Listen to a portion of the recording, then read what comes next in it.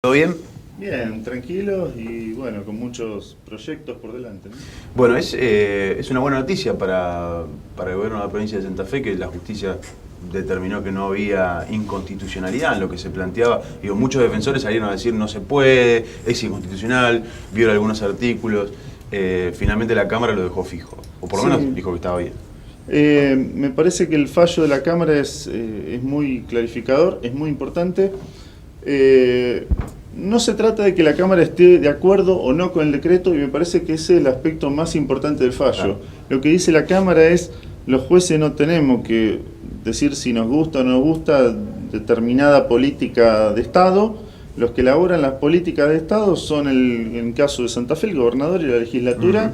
Los jueces lo que tienen que controlar es que este reglamento, en este caso, no viole ninguna garantía constitucional. Después, si el sistema que elegimos nosotros para calificar y para determinar cómo se producen los informes de salidas transitorias, libertad condicional, si ese sistema es bueno, es malo o se nos ocurre otro que hubiera sido mejor, eso no es función de los jueces decirlo. Eso es una atribución del gobernador y en todo caso, si se viola o no una garantía constitucional, se determinará en el caso concreto. Pero esto de una pretensión de que la justicia declare inaplicable un decreto del gobernador, la Cámara lo ha rechazado categóricamente. ¿Cuáles son los estándares básicos, digo, a la hora de otorgar una salida transitoria? Se empieza por, en primer lugar, hay que distinguir que hay requisitos que lo fija la ley nacional, tanto la ley de ejecución como el Código Penal. Hay parámetros temporales, es decir, hay que cumplir una determinada fracción de la condena, depende del instituto del que se trate, y hay determinadas cuestiones que hacen la calificación, en algunos casos de conducta, en otros de concepto, en otras hay algunas valoraciones que realizan los organismos criminológicos. Todo eso se pone a disposición del juez, que previo debate entre el fiscal y el defensor es el que en definitiva resuelve, porque tiene la potestad de manera excluyente de ser el que autoriza el egreso del condenado del ámbito penitenciario. Es decir, la cárcel no puede otorgar una libertad ni nada por el estilo. Estos informes pueden ser tomados como recomendación al juez, sin embargo el fallo o la decisión la tiene el magistrado independientemente de los informes del servicio penitenciario. Claro, esto es lo que sostuvimos nosotros ante la Cámara y esto es una de las razones por las cuales la Cámara rechaza la inconstitucionalidad. Claro. Porque si me dijeran, como en alguna ocasión he escuchado, que el juez está obligado a seguir el dictamen del servicio penitenciario, entonces hasta yo le diría podríamos prescindir del juez. O directamente nombrar juez al director de la cárcel, lo cual estaría muy contento seguramente. La división de roles está en la ley, nosotros informamos y el que ordena la libertad o la soltura bajo salidas transitorias es el juez. Por supuesto que el juez tiene que realizar un análisis crítico y tiene que fundamentar por sí o por no la decisión. De ninguna manera puede descansar la decisión del juez en otro organismo. Cuando surgió la polémica en sí, veíamos algunos números, creo yo, alarmantes, de la cantidad de personas que gozan del servicio de salidas transitorias y no vuelven a los penales, digo, se transforman automáticamente en prófugos. Digo, el porcentaje de retorno es bajo, ¿no es cierto? Ha mejorado. Nosotros teníamos un porcentaje de cumplimiento aproximadamente, esto usted sabe que es un poco complejo contabilizarlo, pero aproximadamente un 80% cumplía el régimen contando un periodo anual. Los números que nos están dando parcialmente, año 2017, ha aumentado al 90% el porcentaje de cumplimiento.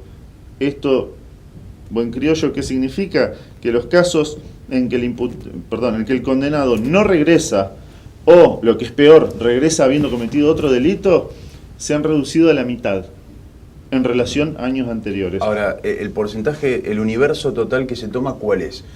¿Es el de las personas que gozan de la salida transitoria o del universo total de la...? No podríamos contabilizar el preso que no sale, no podemos contabilizarlo ni por sí ni por no salió. De los que salen, que son aproximadamente un 10% de la población total del servicio penitenciario, y algo así como un 17% de los condenados, porque no todos están condenados, de los que salen, uno podría decir, toma fin de año, sí, proyectando los números actuales, hasta el año pasado de cada 10 volvían sin haber cometido otro delito, 8, ahora vuelven 9, es decir, me parece, y si bien esta es una cuestión que hay que analizarla en mucho más detalle, que ciertas posturas que hemos tomado, por más que se reconozcan o no abiertamente, ciertas posturas que ha tomado el gobierno de Santa Fe ha logrado, por lo menos, que los jueces tengan una actitud mucho más prudente a la hora de otorgar salidas transitorias. Porque no es casualidad que de un año para otro la tasa, el porcentaje de fracasos se reduzca a la mitad. No es posible que todos los jueces casualmente den la mitad de salidas transitorias, ¿no?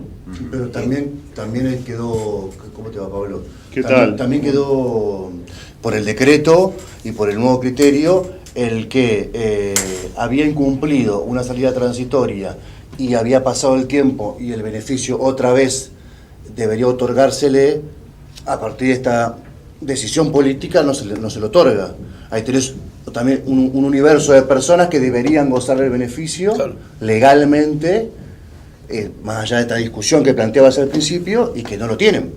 Sí, eso lo puede achicar los márgenes del fracaso en la tasa de... No explica la totalidad del cambio, porque de 500 salidas transitorias se ha pasado a 400. Y de 90 fracasos se ha pasado a 50, es decir, yo no diría que se redujeron la cantidad de internos con salidas transitorias, sino que se ha mejorado la puntería. Mayoritariamente creo que estamos como parte del sistema penal, más allá de quién es el que tiene la facultad de ordenarlo. El sistema penal está cometiendo menos errores, está concediendo menos salidas, no en general, menos salidas a quienes reúnen determinados factores que son de altísimo riesgo. Porque nosotros no queremos recortar masivamente los derechos que tenga el privado de libertad. Nosotros queremos que los jueces tengan mejores elementos para decidir en el caso concreto a quién sí y a quién no. Porque hay muchos que salen, cumplen con lo que tienen que hacer, vuelven, cumplen con todas las pautas del programa de tratamiento penitenciario, y nosotros tampoco queremos castigar a todos indiscriminadamente. Queremos darle a los jueces elementos para que en aquellos casos que hay realmente elementos objetivos, serios, casos de que el que ya lo mencionabas vos hace un rato, sí, el que ya ha violado salidas transitorias, no pueden estar dándole 3 meses después salidas transitorias nuevamente. ¿Y cuándo puede recuperar el beneficio? ¿O ya hasta la libertad condicional no lo tiene? No, el beneficio está con los plazos de la ley. Lo que van a perder ahora es calificación conceptual, con lo cual lo pueden pedir igual, pero el juez no tiene más elementos para negarla. De todas maneras, las bajas conceptuales se pueden compensar con ciertas actividades que realiza el interno, por ejemplo, ir a la escuela, trabajar, desarrollar actividades productivas dentro del establecimiento, le permite subir con ciertos conceptos en ciertos casos. Perfecto. Lo que no pasa es que por el mero transcurso del tiempo y de la no comisión de faltas aumente el concepto. Ahora te pregunto, perfecta tu explicación, la ley 24.660, ¿no? La ley de ejecución penal prevé esto que estás mencionando.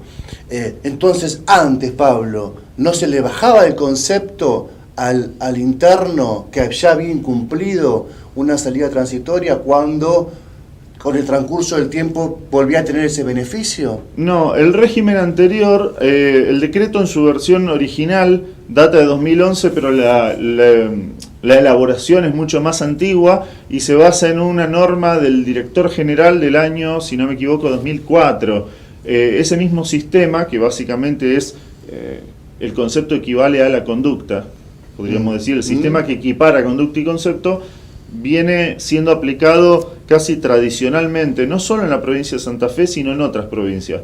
Nosotros lo que hemos puesto una voz de alerta es decir, miren, ojo, que el concepto es mucho más complejo que la conducta. Un asesino serial, para no dar nombres propios, entra a la cárcel, se porta bien, esto no quiere, sí, la conducta la va a tener ejemplar. Ahora esto no quiere decir que va a tener concepto ejemplar. El concepto implica una valoración que va mucho más allá de la conducta. Interesante. Te quería preguntar, ¿qué contacto, qué relación tienen los jueces, que son los que en definitiva otorgan la salida transitoria, con los privados de la libertad? Bueno, en el sistema actual la idea es precisamente que tengan menos, porque se ha prácticamente derogado, por así decirlo, la figura del juez de ejecución penal, que era el juez que estaba, digamos, adentro de la cárcel, tenía su despacho en la cárcel. El nuevo sistema procesal penal Santa Fe, más allá de que esto podamos opinar a favor o en contra, la decisión de política legislativa que se ha adoptado es que el juez no esté en la cárcel y que no sea un cargo fijo juez de ejecución penal, que sea rotativo para evitar de alguna manera que el juez incurra en prejuzgamiento por el conocimiento no solo del privado de libertad, sino hasta de los funcionarios penitenciarios. Es decir, la cercanía del juez con la cárcel, por otra parte, también lo hacía débil ante la crítica de posible parcialidad. Pero con lo cual el insumo, los insumos que tienen los jueces para determinar la salida transitoria o no, son expedientes, digamos, básicamente. Los insumos que tienen son lo que las partes expongan en la audiencia, porque el juez ya no actúa de oficio. De hecho, nosotros estamos avanzando en un protocolo, primero en Rosario, ahora en Santa Fe, hemos tenido muy buen resultado, para directamente los informes ponerlos a disposición de los fiscales y de los defensores, porque el juez ya no tiene facultad de actuar oficiosamente, es decir, sin que nadie se lo pida. Ahora, si hay, por ejemplo, un pedido de salidas transitorias, tiene que ser promovido por el defensor. Entonces nosotros los informes los ponemos a disposición de las partes y son el fiscal o el defensor, según si se trata de un beneficio o de una sanción, los que van a activar la intervención del juez, y los elementos que tiene el juez son las argumentaciones que se producen en la audiencia, incluidos los informes del servicio penitenciario, porque más de una vez citan a los funcionarios del organismo técnico criminológico a informar oralmente en las audiencias, lo cual es algo que me parece muy interesante y que también genera también transparencia en cuanto a la administración de justicia en materia penitenciaria. Esto de que la gente se pregunte por qué a este le dieron la libertad, por qué a este no le dieron. Bueno, que las cosas se resuelvan en audiencia oral y pública me parece un avance importantísimo, también producto de la implementación del proceso penal de vanguardia que tiene la provincia de Santa Fe. ¿Y antes tenía contacto el juez de ejecución penal con el preso? ¿O era revisar el expediente, revisar los informes y decidir? Podía variar caso por caso, pero en líneas generales sí. Yo particularmente guardo un muy buen recuerdo, más allá de que muchas veces hemos tenido que discutir algunas de sus resoluciones, porque no quiere decir que estemos siempre de acuerdo, pero guardo un buen recuerdo de la actuación del doctor Tizón como juez de ejecución y de la actuación del doctor Arri como juez de ejecución de Coronda. Eran personas, me parece que muy comprometidas con su función. Repetimos, después en el caso puntual podemos estar de acuerdo o no con una libertad o una salida, pero el contacto con el interno lo tenían. Sí. La ley de ejecución penal no habla de restringir las comunicaciones personales. La ley. Sin embargo, hay sí un reglamento penitenciario que lo prohíbe. ¿Es así? Sí, ahora la ley se ha reformado, pero bueno, la ley se ha reformado en muchos aspectos, en una redacción sumamente compleja y casi ilegible, que hace que realmente la mayoría de las provincias no sepan qué artículo aplicar y qué no. Le resumo, todos los reglamentos del Servicio Federal los metieron en el cuerpo de la ley. Entonces ahora, en materia de ejecución penal, el panorama legal es sumamente confuso. Pero sí, ahora hay una norma que nadie sabe muy bien cómo aplicarla, que prohíbe, por primera vez en años, prohíbe las comunicaciones por equipos de telefonía móvil y ordena instalar inhibidores. Lo que pasa es que después esta norma tiene que ser reglamentada, porque un inhibidor es un servicio de telecomunicaciones, aunque sea para emitir ruido, pero es un servicio de telecomunicaciones, y como tal requiere una intervención del organismo nacional que es el ENACOM, que bueno, tantos vaivenes hemos tenido por la instalación de inhibidores en nuestras unidades penitenciarias.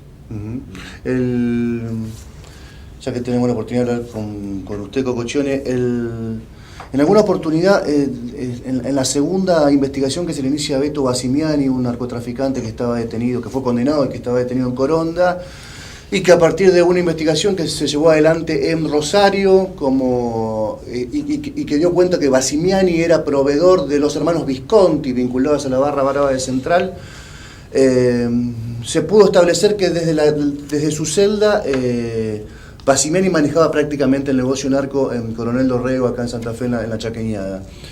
Esto es imposible, es digamos comunicación cero, comunicación trucha cero. Es imposible, ese estándar, siempre se está permanentemente luchando por ese estándar. Se regula de alguna manera dentro del servicio penitenciario, porque la verdad que sorprende, ¿no? que un tipo tenga la disponibilidad, un teléfono, 2 o 3 líneas y que siga manejando un negocio desde la cárcel. Bueno, Guille Cantero también, la Justicia Federal de Rosario le probó eso, ¿no? A ver, vamos por partes. Yo a veces, en algunos conflictos similares, he dicho que lo más fácil en estos casos es dictar una ley, porque solamente lleva papel y tinta. Inhibir un celular es una tarea harto más compleja. Por ejemplo, el Gobierno Nacional ha modificado el artículo 160 de la Ley 24660 y prohíbe los celulares. Bueno, fantástico. Ahora, la cárcel federal de Seiza, como está cerca del aeropuerto, no puede tener inhibidores, porque eso inhibiría la señal aeroportuaria, podrían derribar un avión. Entonces, a veces es mucho más fácil derribar, me traicionó el subconsciente, reformar una ley, aunque a veces se derriban las leyes deformándolas tanto, que cambiar la realidad. Porque la verdad que, instalar servicio más allá de los esfuerzos no menores que se han realizado en la provincia de Santa Fe, que dicho sea de paso es una de las pocas que tiene inhibidores de señal. Ningún servicio penitenciario casi en Argentina los posee, nosotros sí, y en determinados sectores de alta seguridad, no en todos, pero otros países que han avanzado más seriamente en inhibir todos los centros de detención, han establecido regulaciones muy específicas, no basta con poner una ley, pongan inhibidores. Hay una regulación, por ejemplo, de una zona de exclusión alrededor, en la cual usted no puede construir.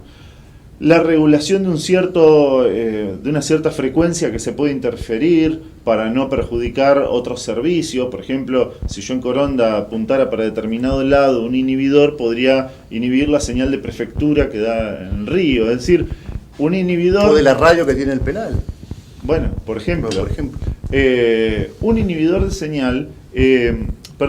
el fenómeno de la señal de telecomunicaciones y las posibilidades de inhibirlo es de una complejidad técnica enorme y no basta con reformar un artículo de la ley para lograr eso. Por otra parte, también nosotros ahora vemos que se está tomando un poco más en serio, hay algunas iniciativas por ahí de regular las telecomunicaciones, no en la cárcel, las telecomunicaciones, porque en tanto y en cuanto estemos en un país en el cual cualquiera puede comprar sin acreditar su identidad, un celular liberado, la verdad que dentro de la cárcel o fuera de la cárcel, el delito se comete, porque se comete con el anonimato de una línea que nadie sabe de quién es, y en un negocio que está absolutamente desregulado. En la medida en que se regule y que ningún chip, ninguna línea se habilite sin el DNI del titular, esas cosas se terminan. Pero es un tema que es de regulación federal. Las telecomunicaciones son materia reservada al Congreso de la Nación. ¿Es verdad que el Servicio Penitenciario Federal les mandó varias facturas a la provincia de Santa Fe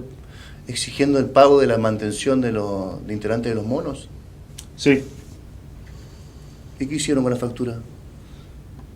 Le respondimos que ellos nos deben 200 millones, menos 20.000 que le debemos nosotros, deben algo así como 199 millones y pico. Hay 4 o 5 presos santafesinos en el federal y hay 500 presos federales en Santa Fe. Es una burla prácticamente. Que se 500 es el dato real, 500. Sí, entre servicio penitenciario y policía, en la provincia de Santa Fe está manteniendo a 500 presos que debería estar manteniendo la nación.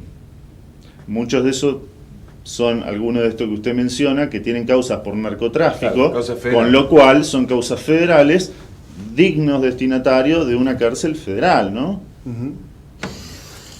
Una más. Sí, por favor. Empieza el verano, el calor, y estuvo en debate el uso, ¿no?, de pelopinchos o de piletas en el penal. yo claro, estoy de acuerdo, me parece muy bien que haya pelopinchos y demás. Pero un tema que tuvo mucha repercusión pública y demás, ¿cuál es la posición, la postura? ¿Hay piletas ya instaladas? Empezó la temporada de verano. Siempre hay que aclarar estas cuestiones, porque no es menor lo que voy a decir. Pero te aclaro una sola cosa, sí, Andando. sí. Cualquiera que vaya a la cárcel y la conozca por dentro en verano, yo creo que pide que pongan más piletas. Me parece a mí. Yo lo que te puedo decir son varias cosas. Primero que nada, nosotros acá, para bien o para mal, para elogios o para críticas, tenemos una política de transparencia. Si autorizamos algo, decimos por qué lo autorizamos. Si no autorizamos algo, decimos por qué no lo autorizamos. En la mayoría de las cárceles del país hay un poco más que una pelopincho. Pero usted no sabe ni quién lo autorizó ni a cambio de qué. Acá, nosotros, porque partamos de la base de que lo que no está prohibido está permitido. Nunca hubo una prohibición. Así como antes no se prohibían los celulares y ahora modificaron la ley nacional, hoy no se prohíbe tener un piletín. No se prohíbe. Lo que no se prohíbe queda en manos de la autoridad de cada penal decidir si lo autoriza o no.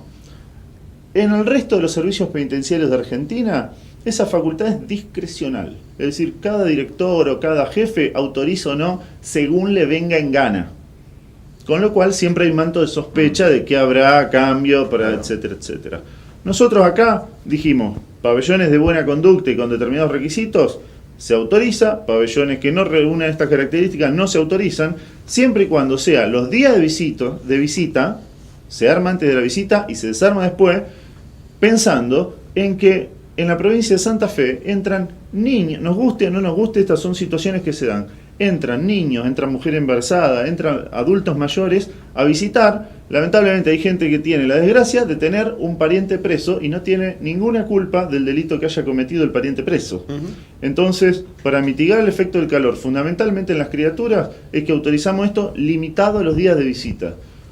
Después, lo demás podrá ser más o menos opinable, pero son materias que en todos lados se maneja de manera discrecional, sin ningún control, y nosotros acá le hemos puesto límite y le hemos puesto reglas. ¿Solo los días de visita y para cuando viene? Actualmente sí, el reglamento que hemos dictado ahora sí. Y antes no, antes estaba permitido. Antes no estaba reglamentado. Como no estaba reglamentado, estaba dentro de las facultades de cada director de unidad. Por eso, tampoco, si bien uno puede no festejar aquella foto que salió en su momento, yo salí a aclarar que de ninguna manera era ilegal. Distingamos legal de conveniente. Yo como director lo hubiera autorizado, no lo sé. Ahora no estoy en ese rol. Ahora, yo tengo que analizar, ¿el director incumplió con la ley? No, porque la ley tenía un vacío legal en ese sentido. Nosotros hemos completado con una norma administrativa ese vacío, supeditando determinados requisitos. De ahora en adelante, el que autorice para un pabellón que no sea de buena conducta y que no cumpla con determinados requisitos, o lo autorice fuera de los días de visita, ahí está en falta. ¿Qué pasa con...? Yo recuerdo no hace mucho tiempo, ahora un par de años, algunas imágenes mostraban, de hecho los mismos internos tenían redes sociales y subían sus fotos a Facebook, mostraban que había armas, que había drogas dentro de los penales en Santa Fe, concretamente en Coronda y con algunos nombres muy puntuales. ¿Qué pasa con esos mecanismos para que justamente esto no pase? Digamos, ¿cómo se flexibilizan, cómo se corrompen esos mecanismos para que hoy una persona que está privada de su libertad pueda inclusive sacarse una foto y subirla a una red social fumando un porro, por ejemplo? A ver, hay una sumatoria de mecanismos que, como todo mecanismo de control, puede funcionar más o puede funcionar menos. Si uno dijera, por ejemplo, por las fronteras de Argentina, ¿pasan estupefacientes o no pasan? ¿A usted qué le parece? ¿Pasan o no pasan? Sí, con la entonces con yo le puedo decir de un ambiente controlado que es un penal que no es una frontera de miles de kilómetros, ¿no? Bueno, pero los pasos de frontera tienen la custodia de gendarmería. Pero, Pablo, yo le podría decir que los mecanismos controlado no deberían fallar. Ocurre lo siguiente también.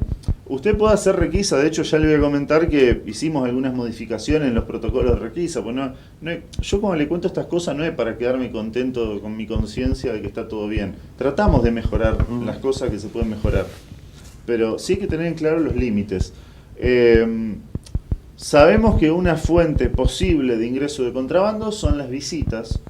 y sabemos que hay límites legales, constitucionales y hasta Lógico. judiciales en, Lógico. en algunos casos respecto de las requisas y hasta dónde se puede avanzar con la requisa de una persona que, mismo Se tema entiende, de se hoy, entiende. no, pasa, usted lo entiende, pero hay mucha gente que no.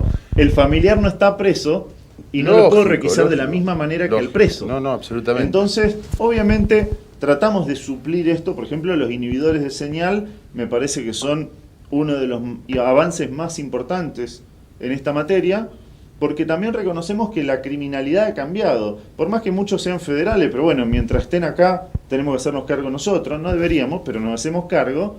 La criminalidad ha cambiado.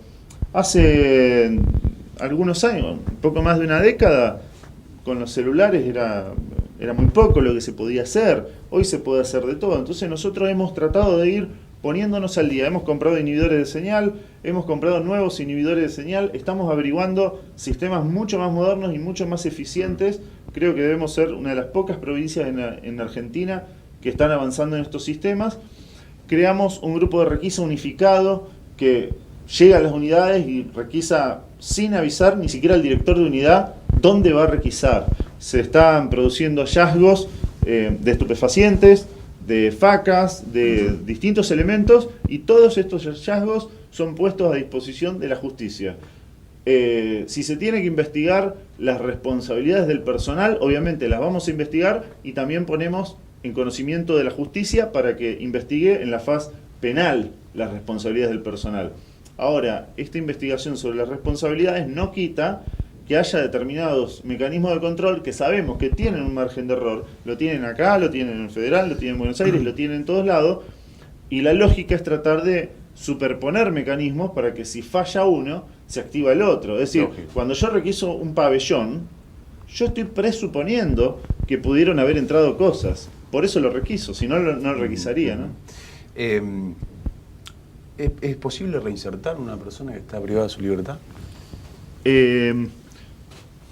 Yo creo que hay que ser... ¿Se rehabilita a una persona que pasa determinado tiempo y cumple una condena en un penal? No es una cosa, y esto también es, yo creo que algunas partes de la propia ley no ayudan a despejar la confusión hasta en el plano ideológico, en algún punto, sobre lo que se puede hacer y lo que no en la cárcel. La cárcel no es una máquina de cambiarle la cabeza a la gente.